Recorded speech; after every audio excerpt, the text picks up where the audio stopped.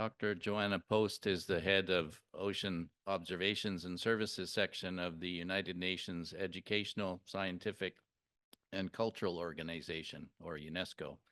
In this capacity, Joanna is also the director of the Global Ocean Observing System, GOOSE. In her own words, the Global Ocean Observing System is the foundation for everything we know about the ocean.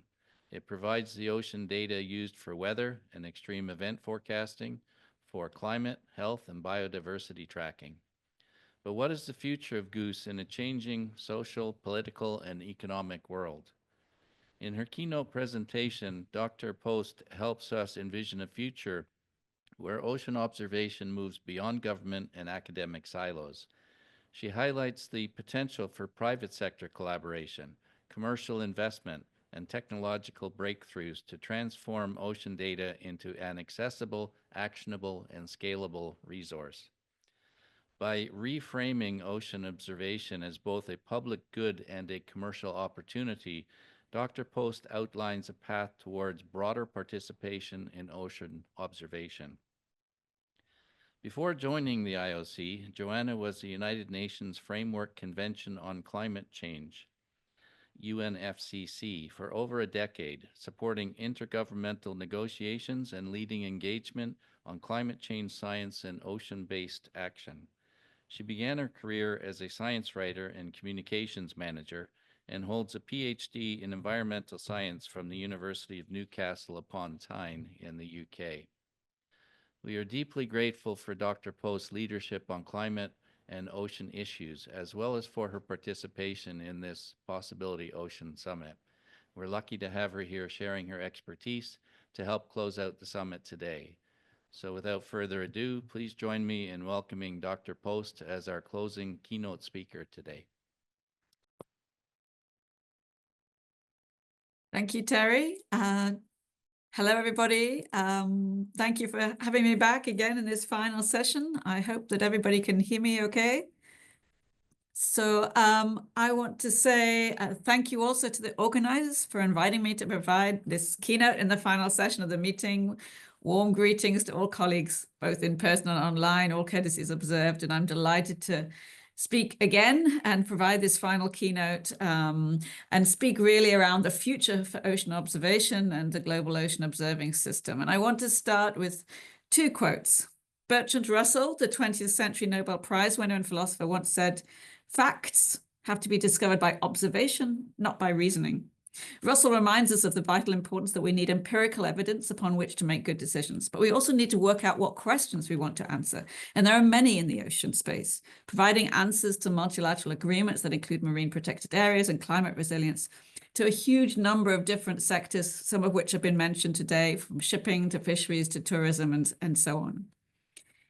And another quote, a second one, Christiana Figueres, my former boss and the former executive secretary of the UN Climate, often referred to the need for us to be stubbornly optimistic. Stubborn optimism is not the result of a success. It's the necessary input for addressing any challenge if we want a chance of success.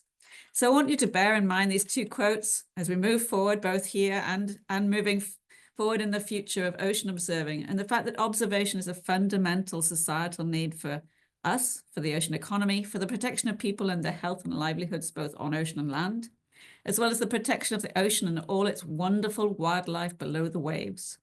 And we need to be stubbornly optimistic to build that critical infrastructure of ocean observing for our future. So to come back to what I do, I'm the director of the Global Ocean Observing System, often referred to as GOOSE. This is a UN program headed here by the IOC of UNESCO. It provides a framework for ocean observations. And we set the specifications for the essential ocean variables, the scientific data that tells us about the state of the ocean, its biodiversity. We coordinate the networks and arrays of instruments and the people who are taking the measurements.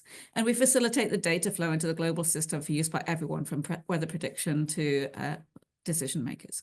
And most importantly, and why I'm here today, is this job is about building synergies and partnerships, helped very much by the work of the last few years within the UN Decade for Ocean Science, and particularly thank you to Terry, who's been leading our Decade Coordination Center for Ocean Observing.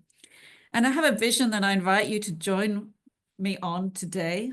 that together we can build a sustained and sustainable critical ocean observing infrastructure for society, from the coast to the open ocean, from the surface to the seafloor.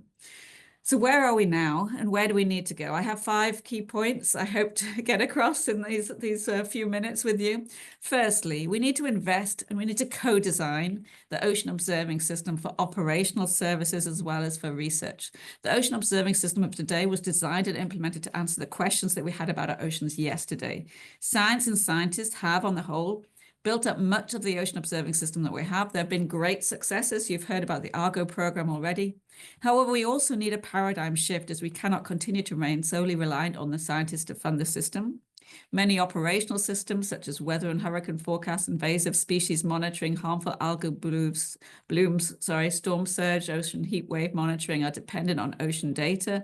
But these systems, we know, whether it be buoys, floats, measurements from ships, new technologies such as gliders, are currently quite fragile. The system behind them, the funding system behind them, is very fragile. And we recognize this, and we recognize very much that the decade has demonstrated the need to co-design our systems, to build them systems for purpose. We need everyone on board. We've heard that very much today: science, governments, and business, to optimize investment. Ravi just talked about, deciding where we want to go and what we want to do, and I completely agree with you. And I want to talk more about the opportunities of sensors, but perhaps offline. I think this is just the beginning of a good relationship with many of you. And we know that according to UNCTAD, the world's ocean economies have grown 250% since '95, far outpacing the global economy, which grew only by 190%.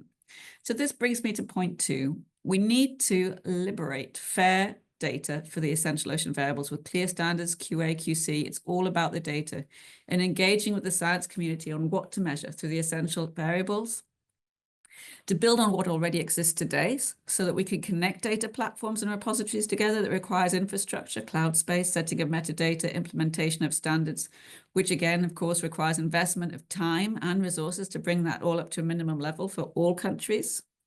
Currently at the IOC, we're working with our data colleagues to build an IOC data architecture. I mentioned that earlier today. And if your business has ocean data, as Terry mentioned, you can already share your metadata information with us at the Ocean Data Information System, ODIS, of the IOC. But what I'd like to see in the future is conversations around building clear standards around instrumentation, ocean variables, whether these are ISO, other international standards, so anyone anywhere knows exactly what they can contribute to or use from one global system, from one goose. Point 3, and I think we're doing this today, we must empower people to build the equitable, federated global ocean digital ecosystem and data community of the future.